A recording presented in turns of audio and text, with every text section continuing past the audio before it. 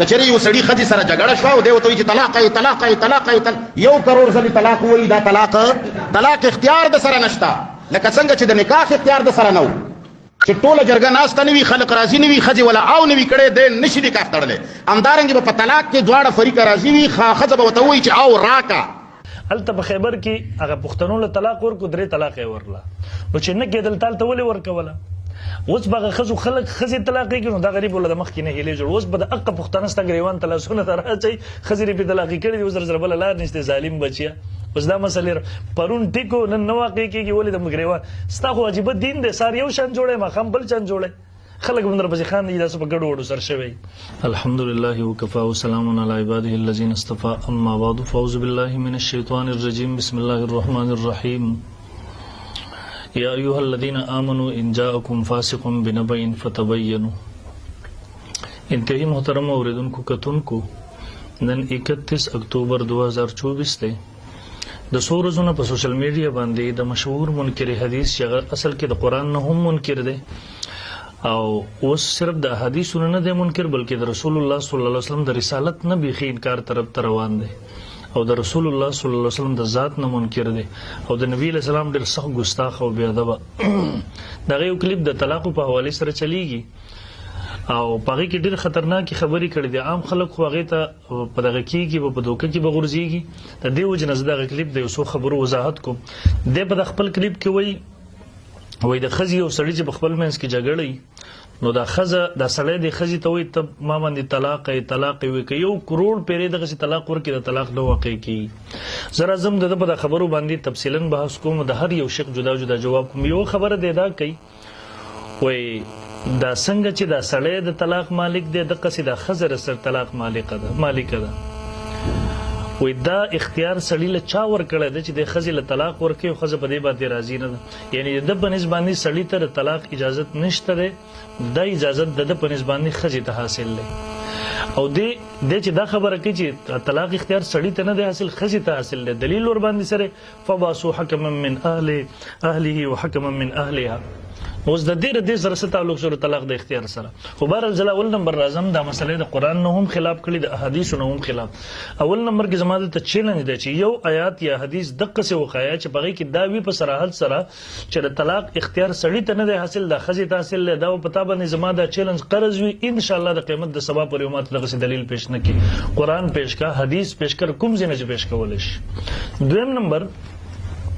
په دې باب کې قرآن مجید نصوص موجود دی. اعوذ بالله من الشیطان الرجیم سورہ بقرہ پارہ نمبر 2 آیت نمبر 230 کې الله فرمایي فإن طلقها فلا تحل له که دې سړي دې ښځې له طلاق ورکو الله دا نه وایي چې فإن طلقتها دې ښځې دې سړي له طلاق ورکو په قرآن مجید کې یا دویم ځای راځي وایي دا طلقتم النساء ای سړو که تاسو دې ښځو ته طلاق ورکو پارہ نمبر 2 آیت نمبر 231 کې بل ځای راځي لا جناح علیکم ان طلقتم النساء که تاسو سړو د ښځو له طلاق ورکو. زما دته چیلنج دی چې په یو ځای کې الله تعالی دا ښځه مخاطبه کړي ورته ویل چې ای ښځو که تاسو د سړو له طلاق ورکو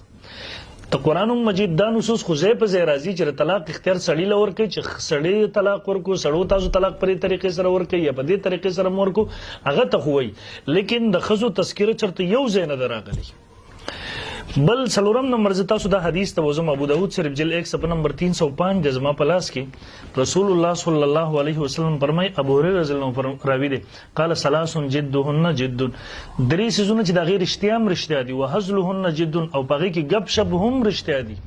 سړی کې پر رښتیا ښځې ته ویل چې ته طلاق یې دا طلاق واقع شو او سړی کې په غب شپ کې هم د ښځې ته ویل چې ته طلاق یې نو طلاق واقع شو په دې کې غب شپ نه چلیږي. اوس ګوره یو سړی چې په غب شپ کې ښځې ته وایي چې ته طلاق یې نو ښځې خو لا دا قبول کړی نه سره دا خو غب شپ دی د الله پیغمبر صلی الله علیه وسلم فرمایي دا واقع شو. بل څلورم نمبر یو بل حدیث تاسو ته ښایم چې تصریح ده نبی علیہ الصلوۃ والسلام ته مقدمه را ابن ماجه صفحه نمبر 268 کې دا حدیث ته هغه مقدمه داوا یو سړی او هغه غلامو نو دغه ښځې د طلاق مسله راله رسول الله صلی الله علیه وسلم په قانون بیان کو قال نبی علیہ السلام منبر ته وخت او فرمایل ایها الناس اے خلکو انما الطلاق لمن اخذ بالساق د طلاق اختیار لمن اخذ بالساق د هغه چا لپاره دی چې هغه پنډۍ نه نیول کوي یعنی جماعي کړي سړی یادای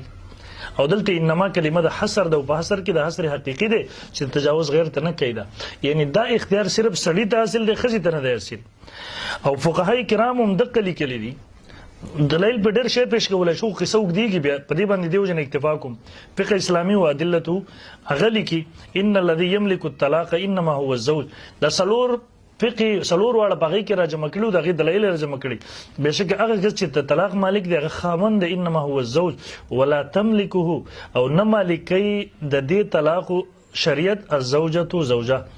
جعلت طلاق ګرځول د شریعت طلاق بيد الزوج لا بيد زوجتي دای د سړي په لاس کې دله اختیار ورکړي خزي تر دې اختیار نه دی ورکړي او دغه مسله در مختار هم لیکل دي زموږ د فقه مشهور کتاب دی او محل المنکوحه واهله زوج د دې محل د خزر طلاق پچکا باندې واقع کیږي په خزا او اختیار چاته اهل سوق دی خاوند دی یا هدايم د قلی کلی دي ويقع الطلاق كل زوج اذا كان عاقلا بالغا او شپږم نمبر دا چون کې خزي چې دي حدیث کې راځي دا ناقصات العقل والدين دي دې وجنا شریعت د طلاق اختیار سړی ته ورکړل د خزي ته نه دی ورکړل ونه خزي په هر دویم خبري باندې سړی له طلاق ورکول طلاق او دې وجنا خزي له اختیار نه دی ورکړل فقها فرمای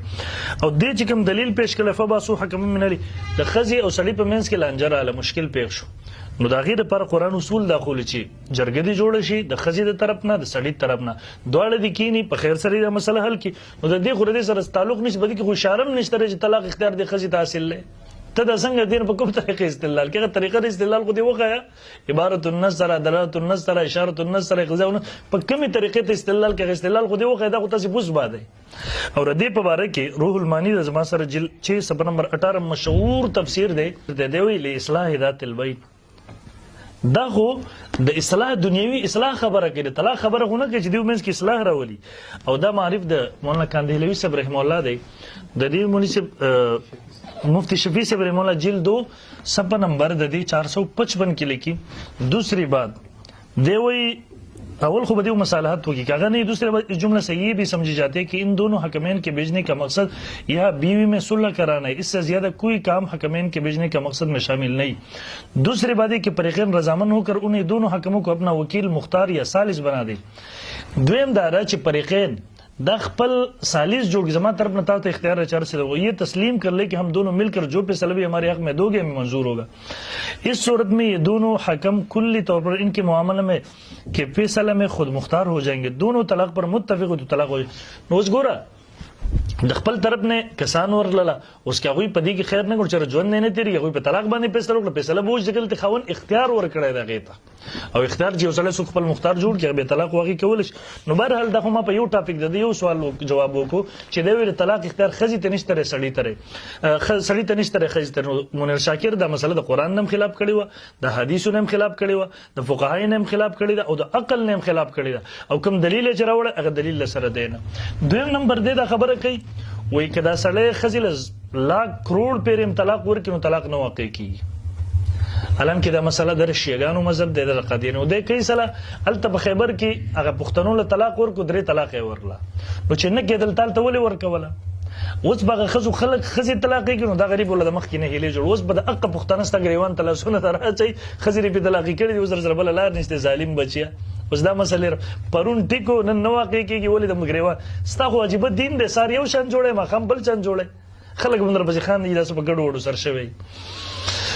دویم نمبر مسله دا د محترمو اول کې د اسلام نه مخ کې د طلاق هیڅ حد نه بچا چې بسو طلاق وختله طلاق به ورکول بیا به خزه چې کله عدت تیرې دو بیا به ورته رجوع کول دا خزه غریو په مصیبت کې ونه بدت خاون والا خزه ونه بدا کونډه وا اسلام راغی بیا سورہ بقرہ کې الله حکمونه نازل کړه آیت نمبر 228 کې الله حکم کو یو والمطلقات يتربصن بانفسهن یو طلاق نه پس د رجوع حق آیت نمبر 229 سورہ بقرہ کې دو طلاق نه پس د رجوع اختیار حاصل لې او دریم نمبر فان طلقها فلا تحل له من بعد حتى تنكح زوجا غيره کچته دریم طلاق ورکو د دویم نه پس فان طلقها کدي خزله د سړي دریم طلاق ورکو فلا تحل له حتی نو وز دا خزه د اولنی خاوند پر حلال نه تر دې چې حلالي شرعي وشي حلالي شرعي څه ده د خاوند اولنی خاوند چې درې طلاق ورکړي دي دا طلاق په یو ځای کې جدا جدا فاده تعقیب مال وصل لپاره د عربي قانون دی متصل درې مور کړل البته جدا جدا مجالس طهرونو هغه تم شامل دي نو په دې صورت کې د خځې عدت دلته تیر شو بل سړي سره نکاح وکړله